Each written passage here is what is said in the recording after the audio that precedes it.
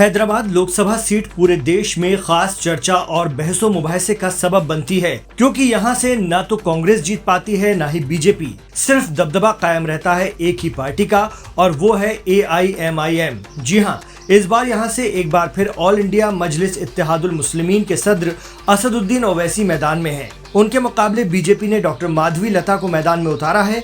कहा जाता है कि माधवी लता इलाके में एक जानी मानी हिंदुत्ववादी नेता हैं। 2004 में हैदराबाद लोकसभा सीट पर असदुद्दीन ओवैसी जीतते आ रहे हैं। उनके मुकाबिल रहे बीजेपी के भगवंत राव, कांग्रेस के मोहम्मद फिरोज खान, BRS के पुस्थे श्रीकांत 2019 के लोकसभा चुनाव में काफी पीछे रह गए थे। लेकिन इस बार अपनी सीट बचाने के लिए असदुद्दीन ओवैसी को भी खासा पसीना बहाना पड़ रहा है। यही वजह है कि ओवैसी को अपने मतदाताओं से पोलिंग परसेंटेज बढ़ाने की अपील करनी पड़ रही है।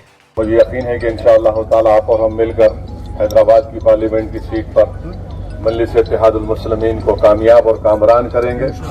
और हमको ये कोशिश ये करना है कि हमारा पोलिंग परसेंटेज बढ़े, ज़्यादा से ज़्यादा हमारा पोलिंग परसेंटेज बढ़े। हम आवाम से भी अपील करते जाएंगे कि वो उस दिन निकल कर अपने वोट का इस्तेमाल करें। तो इंशाअल्लाह ताला आज से इंतखाबी मुहिम का आगाज हुआ है। दरअसल असदुद्दीन ओवैसी ने 2019 में हैदराबाद सीट से 5,17,471 वोटों से जीत दर्ज की थी। उनकी पार्टी का वोट परसेंटेज 58.9 रहा, जबकि बीजेपी उम्मीदवार डॉक्टर भगवंत राव को 2,35,285 वोट हासिल हुए थे। दोनों पार्टियों में जीत का अंतर 32.1% का रहा। ऐसे में डॉक्टर माधवी लता के ओवैसी के खिलाफ उतरने से मुकाबला थोड़ा टफ है। यही वजह है कि AIMIM उम्मीदवार ओवैसी मतदाताओं से ज्यादा तादाद में घरों से निकलकर उनके हक में वोट करने की अपील कर रहे हैं। बीजेपी के वेंकैया नायडू ने एक बार 1996 में हैदराबाद लोकसभा क्षेत्र से चुनाव लड़ा था, लेकिन वो असदुद्दीन ओवैसी के पिता सुल्तान सलाहुद्दीन ओवैसी से 73,273 वोटों से हार गए थे। हैदराबाद लोकसभा क्षेत्र की लगभग 65% आबादी अल्पसंख्यकों, खास तौर पर मुसलमानों की है। यही एक प्रमुख कारण है कि यहाँ AIMIM चीफ असदुद्दीन ओवैसी 4 बार से एक तरफा जीत हासिल करते आ रहे हैं।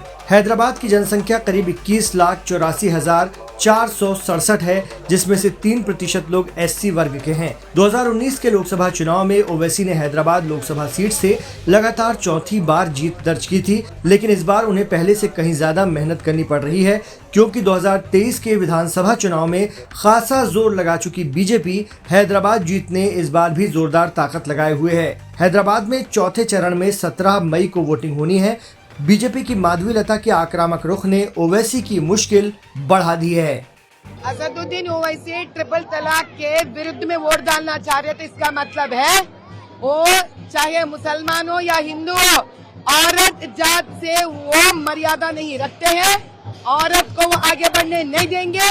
इस प्रकार के राजनीतिक ने जब तक पॉलिटिक्स में है, औरत की बढ़ावा, औरत आगे कभी नहीं बढ़ेगी।